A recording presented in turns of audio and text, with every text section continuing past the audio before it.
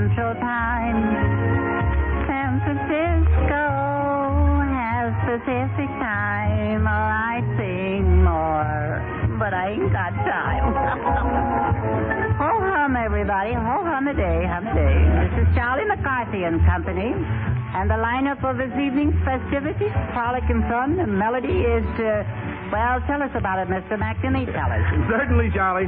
With Rudy Vallee on his way to London for his 2 coronation broadcasts, Charlie McCarthy, the dummy that made Edgar Bergen famous, has gathered together a distinguished cast for this evening, headed by Claude Rains, that excellent actor of stage and screen, in a dramatic sketch by Kenneth Sawyer Goodman. Next on our list is a charming young screen star from Cape Town, South Africa, by way of Hollywood, the 8-year-old Sybil Jason.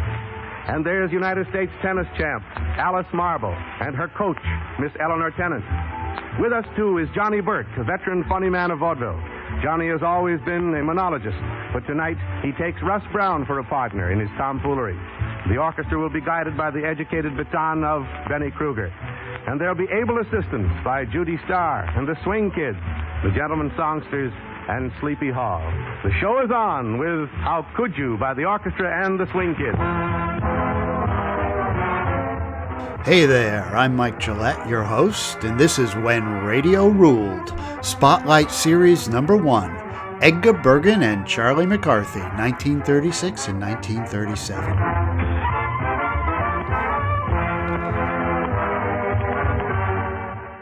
Isn't he dumb, Mary? I'll say. He's a regular Charlie McCarthy with blood. Congratulations.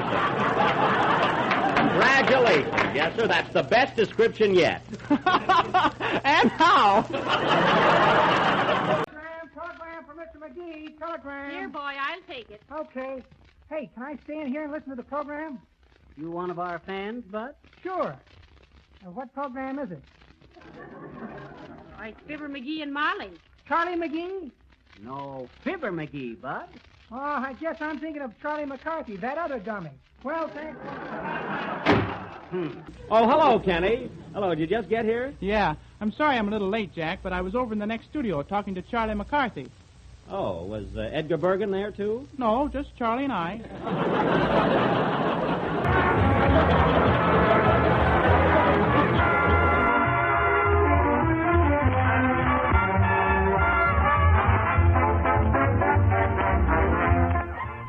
It has become a showbiz cliche.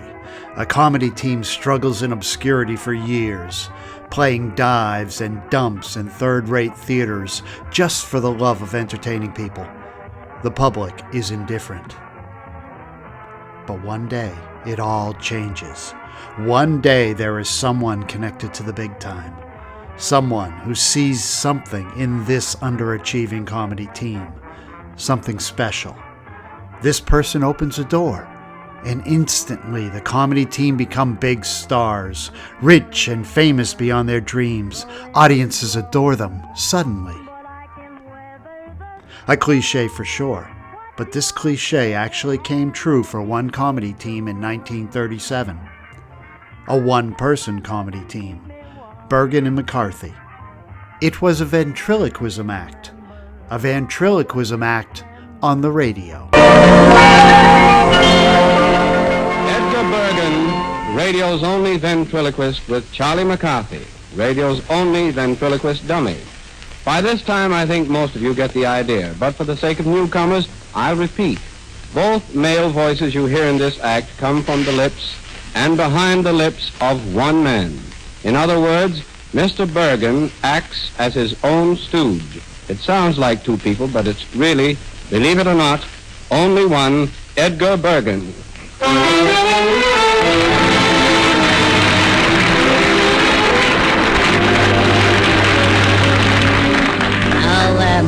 Oh, pardon me. Are you, Dr. Bergen? That's right, young man. Uh-huh. Are you the painless dentist? That's right. Yes, painless dentist.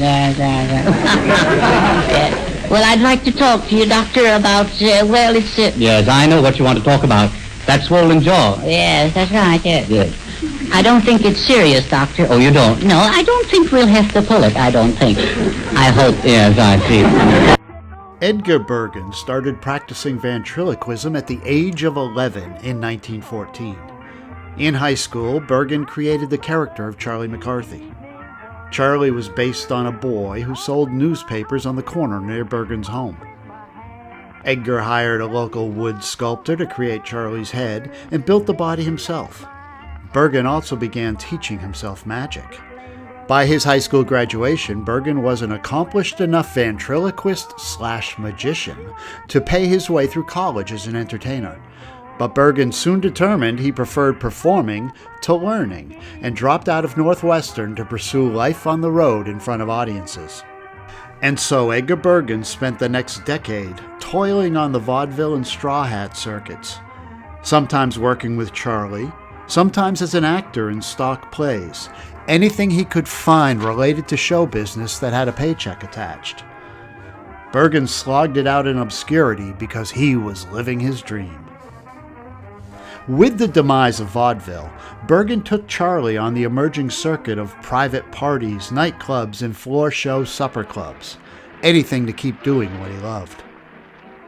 This led to a gig entertaining at a party writer and gossip columnist Elsa Maxwell was throwing for playwright Noel Coward. Noel Coward was so impressed with Edgar Bergen's act that he recommended Edgar to the booking agent at the Rainbow Room. Rudy Vallee saw the act at the Rainbow Room and offered Bergen a guest shot on his NBC radio show, The Royal Gelatin Hour. At first, Bergen was reluctant. Radio seemed unnatural for a ventriloquism act, but Rudy Vallee insisted and booked him as a guest. On December 7, 1936, Edgar Bergen and his alter ego, Charlie McCarthy, made their network radio debut as guest stars on Rudy Vallee's Royal Gelatin Hour.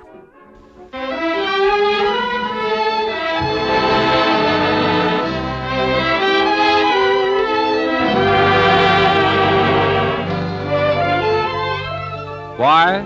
People have been asking me for the last 2 days. Why put a ventriloquist on the air?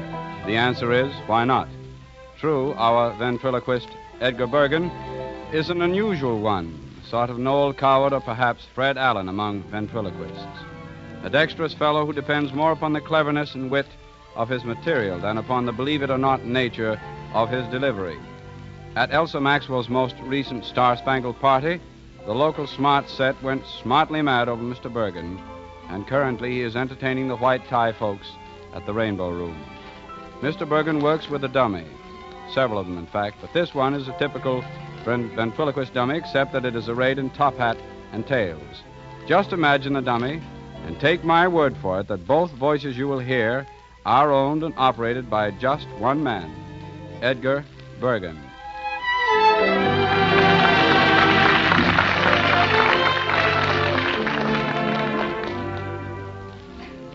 Good evening, ladies and gentlemen. As Rudy told you, my friend here is arrayed in considerable splendor. Yes, indeedy. Yes. And now, young man, I would like to know why you're dressed in tails and top hat and monocle. There must be a story in back of all that. Oh, there is, stranger? Yes. Oh, there is. There's a long story. I imagine so. A long story. And a dirty one, too. I imagine so. Well, where did the money come from? Oh, the Mazuma. Yes. Well, I'll tell you. I wish you would. You see, my stepfather, Yes. he passed away. I see. And when he died, he left me 200 smackers. Oh, he did? Yes. I see. Well, I'm sorry to hear about your stepfather. What's the matter? What did he do now? No, I mean passing away. Oh, yes, of course, yes. Well, what about it? Well, I mean, it's sad. Oh, yes, it was. Yes. Yes, it was sad, really. Yes. But then, on the other hand, $200 ain't to be sneezed at either. No, you're right. Well, tell me, is your mother living yet? No, not yet. Not yet. No, I see. No, she isn't. Well, what is the name, if I may ask? The name? Yes. Now that I have money, I see. it's Denby. Denby. Oh, yes, Denby. I'm one of the Fishwell Denbys. Oh, I see. One of the Walton-on-the-Thames Fishwell Denbys. Oh. Well, you must be from the other side. Oh, definitely. Yes. But way on the other side. Yes. Of the tracks. I imagine so. You like it over in England? Oh, it's simply marvelous. I imagine so. Yes. Yes. Well, what do you like most of all? I love to go grouse hunting in the Scottish uplands. I see. Grouse hunting. Yes, it's such fun shooting. I suppose so. Oh, yes, I go every autumnal. You do? Mm-hmm. Well, did you have any luck this fall shooting? Oh, definitely. Oh, fine. The very first day out, I got 3 cocker spaniels. Oh, you did? And the second day, I got a horse. A horse, yes. And my host. And your host, yes. I don't miss a darn thing. I noticed that. If it moves, I shoot.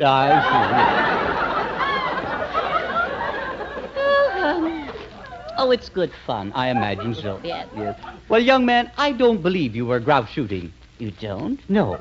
And I don't believe you were over in England. Oh, come now. Don't be a twerp. Well, I do. You don't believe me? I don't believe you. Uh-huh. And I don't believe your name is Demby. Oh, you don't? No. That's embarrassing. Yes, it is. Well, I say it is. It is. I don't believe you. You don't believe me, huh? I don't believe you. Uh-huh. Well, heck, I tried. Yes, I know. So what is it? Charlie McCarthy. Oh, I see. But how could you tell? Well, you see, Charlie, I am a mind reader. Is that so? Yes. And I am a student of psychic phenomena. Oh, boo-boo-boo. Yes. The kid's clever. Yes. Would you like a demonstration of my crystal reading? Yes, I would. I'd enjoy it. Just a spot of it. Yes. You see, I have a crystal here. Yes, so you have. Yes. What does it do? Well, you see, it helps me to focus my attention. Uh-huh. In order for me to give you a reading, I have to go into a trance. Oh, must you? Yes. Well, I'll wait here. All right. But what is the crystal, the globule? What does it do? Well, when I gaze into the crystal, everything goes out of focus, and it seems to whirl round and round. Is that so? Yes. Marvelous. Yes. It's just like gazing into a whirlpool. A whirlpool? Yes.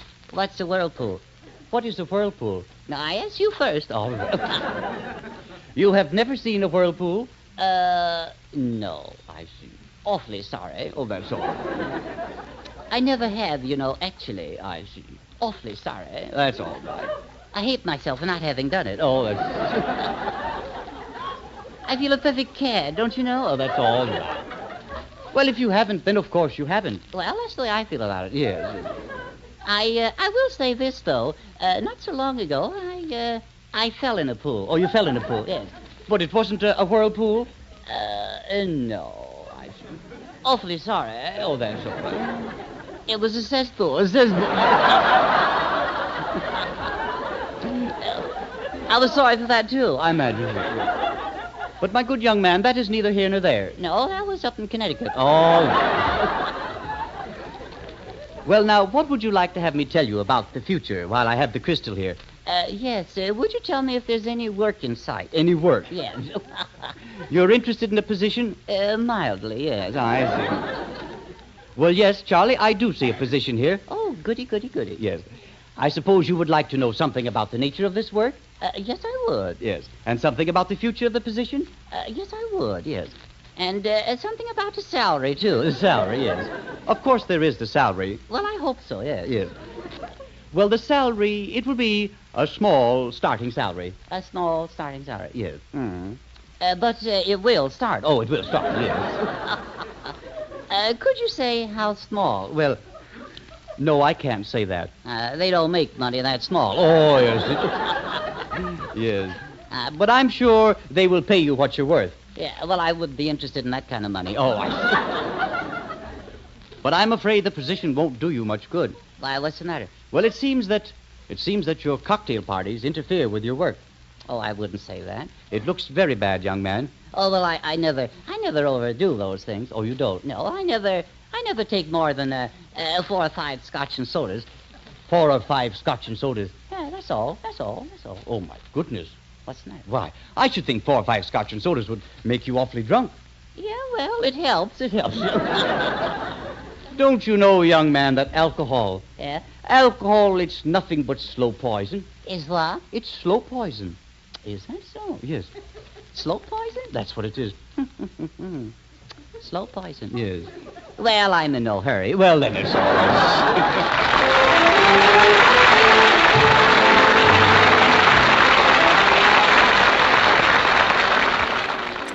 Edgar Bergen and Charlie McCarthy were overnight sensations. Rudy Vallee wasted no time signing Bergen as a show regular beginning in January 1937. They would appear with Rudy for 13 performances and then graduate to a show where Bergen, or more accurately Charlie, was the star. Despite Bergen's reservations about ventriloquism on the radio, the technology proved to only increase the appeal of the act. The audience couldn't see Bergen's technical excellence in throwing his voice and manipulating Charlie to appear alive. But they could appreciate the sharp wit, hilarious material, and the natural conflict between the characters. Bergen was a rule follower, a professorial adult intent on teaching Charlie the morality of right and wrong. Charlie, an impulsive man-child, was out for good times and was comfortable with the gray areas of life and the lies we tell each other and ourselves. You have lots of reading to do? Yes, indeed, yes. You have lectures too, I suppose? Yes, I have 3 lectures a week. Oh, I see. Not counting the one I get from the principal. Well, what is your trouble with geography? Well, mostly showing up for class. Oh, that's bad. That doesn't help your grades any. I found that out. Yeah. I got 0 yesterday on a test. 0? Yeah, 0. Well, that's nothing. What's nothing? 0. Well, you'll soon be at the bottom of your class, young man. I arrived there yesterday. Well, you don't seem to be very ashamed about it. Well, I don't care. They teach the same thing at both ends. Yeah, right. I don't care. Then you like it back there? Yes, I do. I like it. Yes. It's right near the radiator. It's nice and warm. I can sleep so nice. All right. Young man, you should be thinking seriously of your future. Yeah? Yes. You know you must plant rich seeds in your childhood to bear fruit when you're old. You can't make a farmer out of me. No. No, I'm trying to tell you that every day in school Yes. is like building a brick wall. Uh-huh. And every day is another brick in that wall. Is that so? Yes. It's a wall against poverty and ignorance. How fascinating. Yes. Now, if you skip school today, there's a brick missing, and you have a hole in the wall. Now, you don't want that, do you? Well, you can use it for a window. A window. With that attitude, you will have nothing but windows in your wall. Well, you can use it for a greenhouse. A greenhouse. Who's talking about a greenhouse? I'm talking about a greenhouse. All right, all right. You'll pay for your folly, young man. You'll pay. Oh, so I'll pay. All right, I'll pay. Yes. How about the guy in the restaurant yesterday? What about him? I go in for a bowl of soup, and I hang up my hat and coat, and there's a sign. It says, watch your hat and coat. Yes. Well, that's for your protection. Yeah, so I watch my hat and coat, and somebody steals my soup.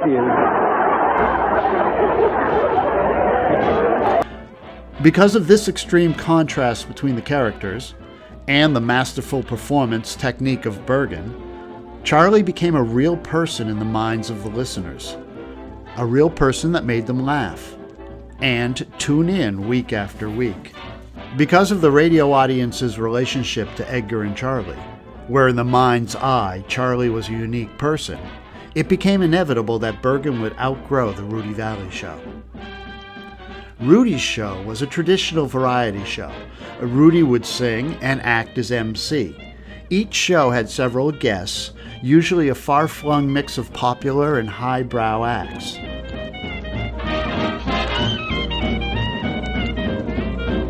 With each passing week, competition in this dizzy business of building variety in front of a microphone grows keener and keener. Therefore, with each passing week, our reach, and we hope our grasp, extends further and further afield in order to bring you new people, new words, and new music. Tonight, for example, our cast has been assembled from Hollywood, Broadway, Russia, and the Irish Free State.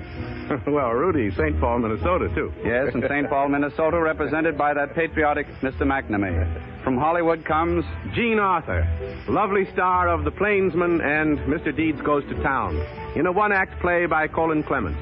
From Broadway, two funny fellows, Frank Gabby and Edgar Bergen, which make three funny fellows when you stop to think about little Charlie McCarthy. From Ireland, Sarah Allgood, leading actress of the Irish Abbey Theatre, just arrived from Old Country to rehearse for a new Theatre Guild play on Broadway. From Russia, Avicha Vronsky and Victor Babin, a two-piano combination whose opening American concert on Sunday was notably successful. Tonight marks their first radio appearance.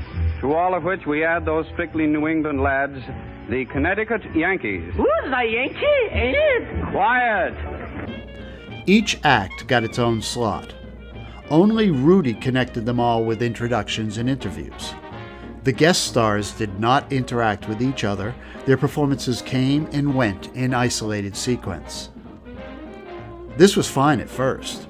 Bergen could adapt material directly from his nightclub act. But as Charlie stopped being Bergen's accessory and became a radio personality, working only with Bergen started to feel like a limitation. Charlie needed his own show. The makers of Chasen Sanborn Coffee, the blend of the world's choice coffees, which is now so very reasonable in price, present Josephine Hutchinson, Dorothy Lamour, W.C. Fields, Jose Iturbe, Edgar Bergen and Charlie McCarthy, Werner Jansen, Don Ameche. This is the Chase and Sanborn Hour.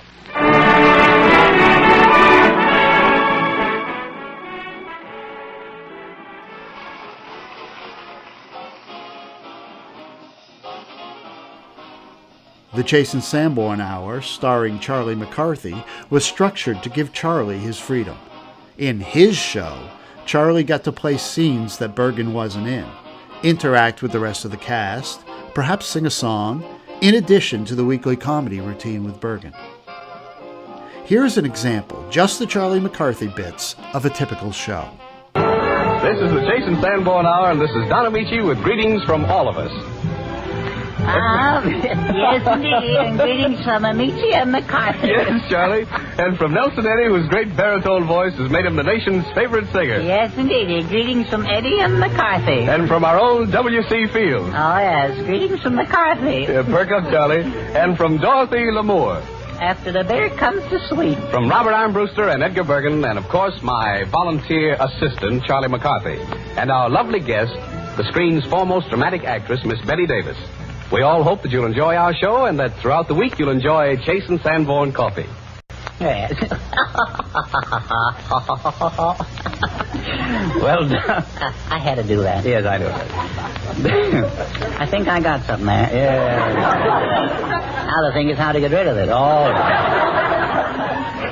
Don, I don't think I'd be far from right now if I said that Charlie's thoughts are of football and hunting and such now that September's here. Am I right, Charlie? Yes, you are, Bergen. But it only takes one thing to ruin fall, and that's school. I suppose so. Yes, of course, that's right. School is starting. Oh, how I remember those days. Yeah? Yes. School days, dear old golden rule days. No. We don't sing that now. Oh, I see. That's old-fashioned. I see. Well, what is the song? Well, I sing, it goes like this, see.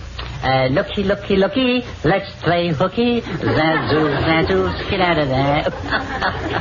All right. Yes, now, Charlie, now don't tell me that you're going to start cutting school again this fall. No. What could be more pleasant than a little red schoolhouse? Well, personally, I'll take the brown derby.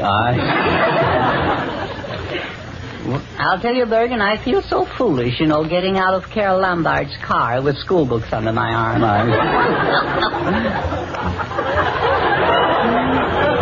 Going to 6A.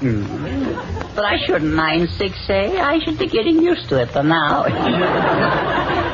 Mark my words, young man, you will regret your attitude toward school. Yeah? Yes. Remember, knowledge is power. Yeah? Yes. Now, how are you equipped? Well, I'm not exactly muscle-bound. I'm just a bundle of nerves, that's all. Just twitching nerves. That's all, just nerves. Twitching, yes. There I go again. Yes. Well, and also, Charlie, success and education, remember. Yes. They work together. They go hand in hand. That's the trouble. They're ganging up on me. Let me quote Mr. Mann. A human being is not in any proper sense a human being till he is educated. I resent that. No, it's not. No, for instance, look at Don Ameche. Yeah. Well, I am looking at him. So what? Well, do you think that his talents came by accident? I don't know. Do you think he just walked into a broadcasting studio and said, I'm going to be an actor, or I am an actor? Do you think so? I don't know. Well, you can be sure that something happened before that. Yeah? Yes. Oh, you mean his old man said, go to work? No. No, I mean schooling and studying. Oh, you're back at that stuff again. Yes. Don, Charlie would like your opinion on school and education. You see, Don is a graduate of Wisconsin. Is that true, Mr. Ameche? Indeed it is, Charlie. Study is the salvation of mankind. The young man of today should be grateful that opportunity knocks, where before was only indolence and inactivity. Do tell. Book learning. Well, I never looked at it just that way. In fact, I still can't see it. Would you advise me to go to school, Mr. Ameche? You know, I'm awfully glad you asked me that, Charlie. Very, very glad. You are? Yes. Doesn't take much to make him happy, does it? My happiest hours have been spent among my books. Did you ever read Dead-Eye Dick, the Demon of Dakota? No, Charlie, I can't say that I did. Well, you haven't spent your happiest hours yet. There's no reason for not reading it. It only costs a dime. Charlie, if you want another example, look at Dorothy Lamour. I'll be glad to do that. If Dorothy was my teacher, I'd stay after school every day. Yes, I know. Oh, Dorothy, I wish you'd talk to Charlie. You seem to have a little influence with him. He doesn't want to go to school this fall. Well, Charlie, if you go to school, I promise to help you with your homework. Oh. You can come over to my house evenings, and we can have discussions and debates. We can study a little, too, can't we?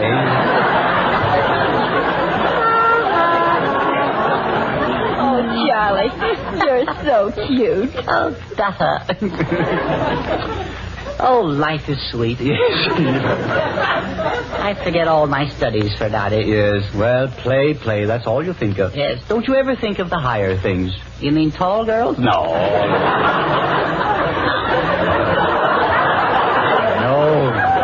No, I'm still speaking of education. Oh, you are? Yes. Haven't the examples of Don and Dorothy, haven't they impressed you? Well, yes, they have.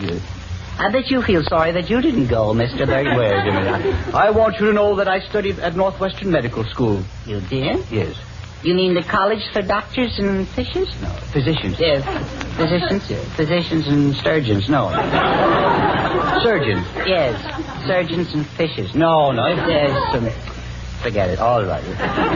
Well, say, why aren't you a doctor then? Well, after 2 years of study, I felt that my talents ran along other lines. Oh, I see. You flunked out, huh? No.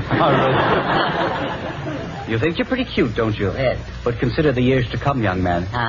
What will you be 50 years from now? 62. No. After all, why should I learn a lot of stuff like Latin? I never intend to go there. It isn't what you learn that's so important, Charlie. It's learning to think. Oh, so that's it. Yes. That's why you have mathematical problems such as if X plants 20 rows of potatoes and at the end of each row he puts up a marker. Oh, X marks the spot. Yeah, no. Well, who is X? Well, X is hypothetical. Oh, that is too bad. He shouldn't be working. But now remember, Y works twice as fast as X. Well, he's feeling good. Well, that helps. Why don't you get rid of X? Well, maybe we will. But why? No, X. All right. Now, let's take another problem. Why don't you plant tapioca? Well, tapioca wouldn't grow. Well, then we wouldn't have to bother picking it. All right. Suppose you have 3 cows. If the second cow gives twice as much milk as the first cow, and the third cow gives half as much milk as the first and the second cow give together, how much milk would you pick, or which cow would you pick? Well, you didn't help that any, did you?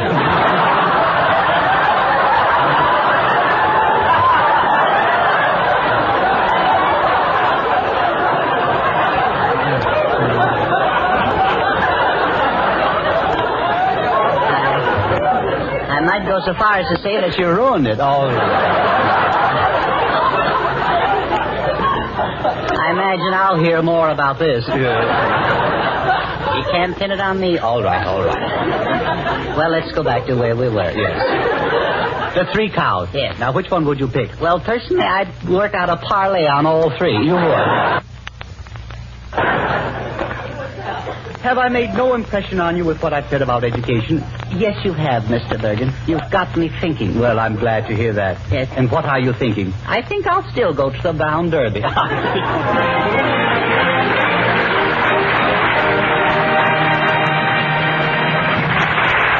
Betty, I am ready. When I see you, I'm unsteady.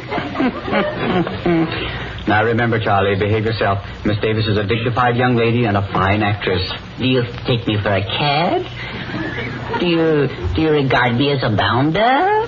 Well, I remember what you've done in the past. Put your mind at rest, Bergen. I shall treat Miss Davis with the respect that one great artist gives another. Is that a promise? A word of honor. Oh, chap. Yes, very well, then. Yes. Miss Davis? Yes, Mr. Bergen? Charlie admires your work greatly and wants to meet you. And I've always wanted to meet him.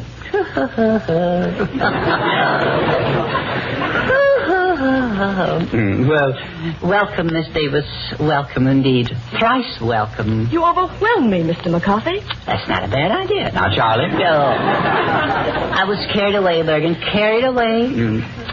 No offense, Miss Davis. Well, no offense, Mr. McCarthy. And Miss Davis, your performance tonight was no less than superb. Are you as flattering to all the girls you meet, Mr. McCarthy? Oh, no. Girls may come and girls may go, but Davis is ever in my heart. You're very kind, Mr. McCarthy. Nothing, have I? Miss Davis, I simply adored your picture. I sit on Bergen's knee, but I worship at your feet. You touch me deeply, Mr. McCarthy. And may I add that I have found your antics constantly amusing? Compared to your art, I am only a buffoon, a thing of rags and tatters. Yes, but under your mask, I am sure something deeper lies. Oh, lies and lies and lies and lies. You know, you have a certain pathos, the spirit of Pagliacci. You mean Pagliacci wants a cracker? No. Oh, I shouldn't do those things. With your acting, you should go far, Mr. McCarthy. Oh, thank you. The farther, the better. Oh, How far can I go, Miss Davis? Charlie? Your promise, yes. No offense, Miss Davis. Oh, no offense, Mr. McCarthy. No. What would you say, Miss Davis, if I told you I thought you were a honey? Charlie? I won't say it, Bergen. A promise is a promise. All right. Frankly, I'd like it, Mr. McCarthy. If you hadn't promised Bergen. I might ask you to meet me at luncheon tomorrow, Miss Davis, if I was allowed to say it, but you know how it is. I'd be glad to go, if you hadn't promised Bergen. Yes. You know, I'd ask you for a date tonight if I hadn't promised Bergen. No, none of that, Charlie. All right. Scram, Bergen, will you scram? I have a little hideaway in the hills, Betty. I'd take you there, and so forth, and so forth, and so forth, and so forth. And I'd be glad to go, and ditto, and ditto, and ditto. Charlie, remember. Oh, will you scram, Bergen? And under the stars, Betty, I would tell you how wonderful you are. If I hadn't promised Bergen. Now remember, Charlie. Oh, scram, Bergen. Miss Davis, I really ought to warn you. Scram, Bergen.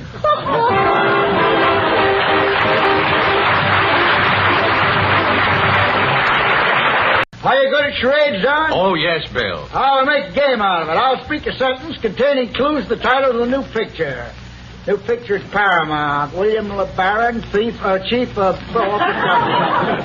Fine fellow, Don. He owns a lot of horses. Keeps livery stable or something. Oh. Can I guess too, Mr. Field? You're out. Don't bother me, Charles. Go take a nap under a falling axe. I played the part of a lunatic in the picture, too, Don. Did you sleep under a crazy quilt, Mr. Fields? Yeah.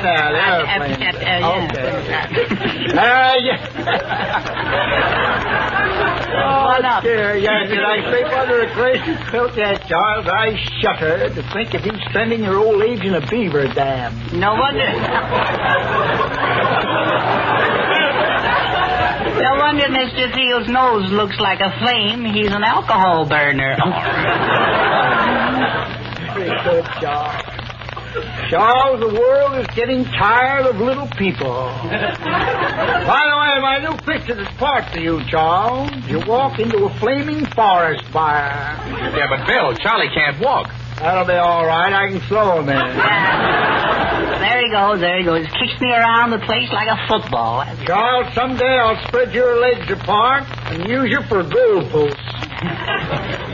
Bill, you know, I think you could make something out of Charlie. Yeah, they'll shove him into a hula skirt. Hold it, Paramount. Here I come. Action, camera, shoot. I love Bolivia. Lights, action, camera, shooting. Love is Bolivia. Thank you, Edgar Bergen and Charlie McCarthy. And thank you very much, WTV. Buddy, love is certainly taking the country by storm. Yes, love and chasing Sanborn. Yeah, that's right, Charlie. Say, how are your September sales doing? Sailing right along. Did you see my picture in the American Weekly today, Mr. Nietzsche? Yes, Charlie, and a very handsome picture it was, too. Well, why shouldn't it be? It was a picture of me. Yeah, and I saw Bill Fields' picture, too. Oh, yes. They almost had to take an extra page for his nose. But go on, Mr. Nietzsche. Tell the world how our Chasing Sanborn sale is going on. All right, Charlie. Allowing Charlie to wander freely throughout the show was indisputably successful entertainment. Audiences certainly thought so in 1937, as Charlie McCarthy mania swept the country and propelled Edgar Bergen and Charlie McCarthy to #1 in the radio ratings, leapfrogging radio giants like Jack Benny, Eddie Cantor, Bing Crosby, Amos and Andy, and even Rudy Vallee. And the Charlie McCarthy show had one more thing, the cherry on top, W.C. Fields. How you feeling, Bill? Wait a minute. They got me all mixed up here. Oh, they have, huh? Yeah. Well, I feel like a June bride, Don. Like a June bride. Well, how is that, Bill? I wonder.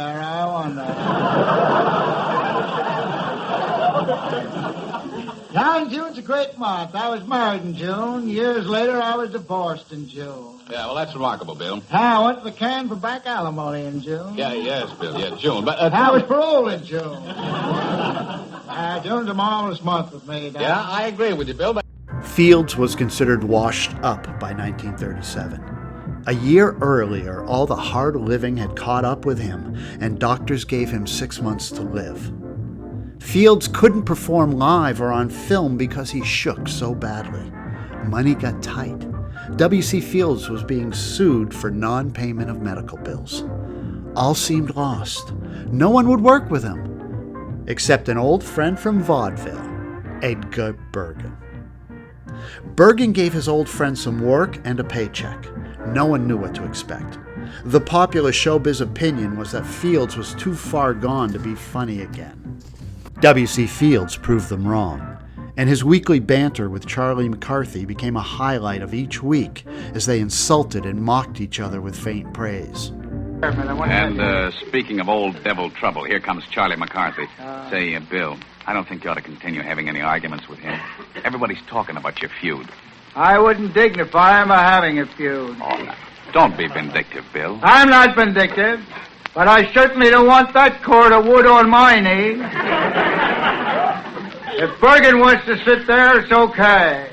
But I don't want any part of him, Don. Did you ever get oak poisoning?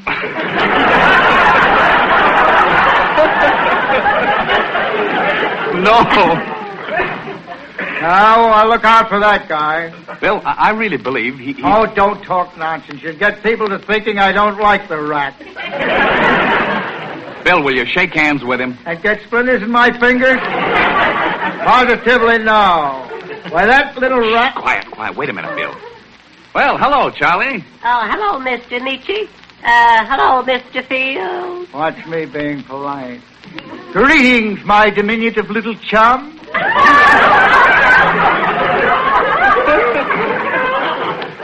I trust you are feeling fit this evening? Oh, thank you, Mr. Fields. I hope you're feeling fit. I am, fit to be tied. Well, Mr. Fields, I brought you a bouquet of flowers. What you talking about now? As a token of my friendship, a little nosegay. Here it comes.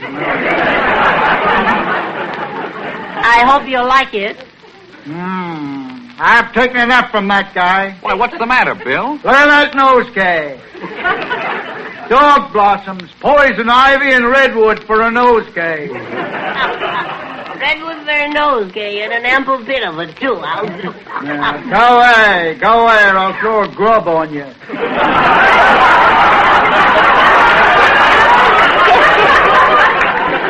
Now, Bill, don't be too angry with Charlie. He isn't feeling well today. He needs a doctor. He needs a tree surgeon.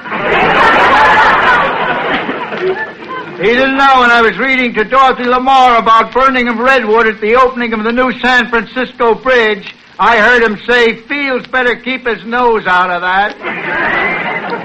Go away, leprosy. W.C. Fields would recover his health, leave the Charlie McCarthy show, and return to making films. His most successful movies were still to come, and some of those co-starred Edgar Bergen and Charlie McCarthy. Edgar Bergen and Charlie McCarthy also did well on their own. They would remain on the radio for the next 20 years.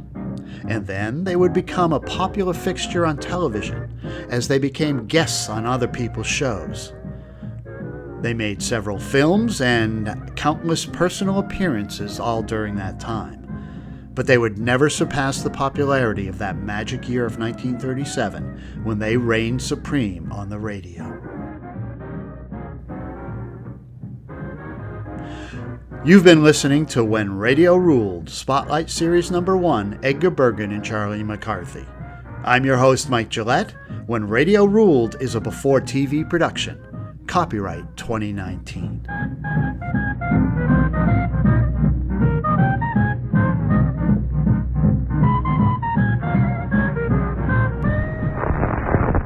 To London town to see the way the king puts on his crown. On Saturday next, yours truly and a skeleton staff set sail for merry England aboard the good ship Ile-de-France. Next week's show, the program of April 29th, will be in charge of Charlie McCarthy, and I'm not kidding a bit. Charlie, assisted, as it were, by Edgar Bergen, will be master of ceremonies. On May 6th and May 13th, our show will reach you over this station from London, the city in which the eyes of the world will be focused about that time. During those 2 weeks, we hope to bring you the very best in entertainment that England can offer. Don't miss our coronation broadcast, and by all means, don't miss Charlie's great show next week. This is Rudy Vallee saying au revoir and goodbye.